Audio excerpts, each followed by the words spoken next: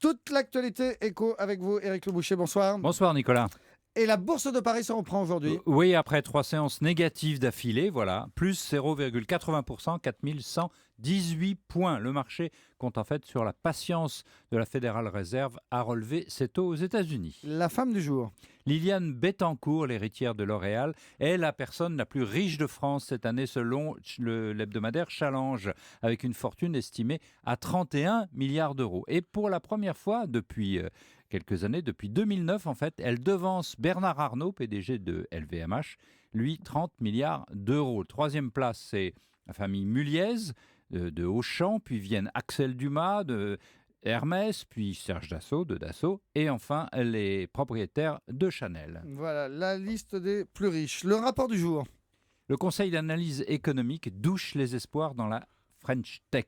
Alors que les cocoricots sont nombreux sur la capacité des Français à innover dans Internet, y compris par moi d'ailleurs, le rapport dénonce l'insuffisance des fonds privés de capital risque face aux investisseurs publics et la fiscalité qui est instable et trop lourde. Bilan.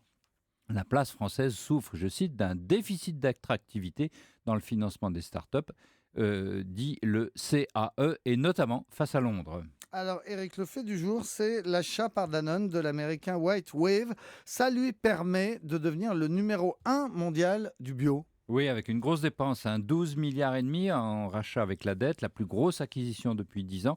L'entreprise américaine commercialise des produits laitiers bio, mais aussi des alternatives végétales au lait et au yaourt, sous les marques Silk Origin Organique et Earthbound Farm. Elle emploie 5500 salariés, chiffre d'affaires 4 milliards de dollars l'an dernier, dont l'essentiel est aux États-Unis. Alors, belle acquisition, sauf que 12 milliards, c'est peut-être un peu cher, non? Oui, pour 12 milliards, pour 4 milliards de chiffre d'affaires, c'est 3 fois, ça fait cher en effet, hein. Mais bon, ça n'affole pas la bourse qui a quand même, l'action Danone a gagné plus de 2%.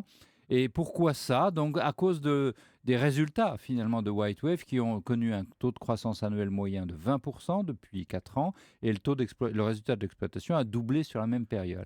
Mais surtout, le contexte est celui-ci. Nous allons manger autrement dans les 10 ans qui viennent, bio, moins de lait, des produits plus sains. Danone en est convaincue, elle veut anticiper sur la révolution de l'alimentation, comme le dit Emmanuel Faber, son PDG.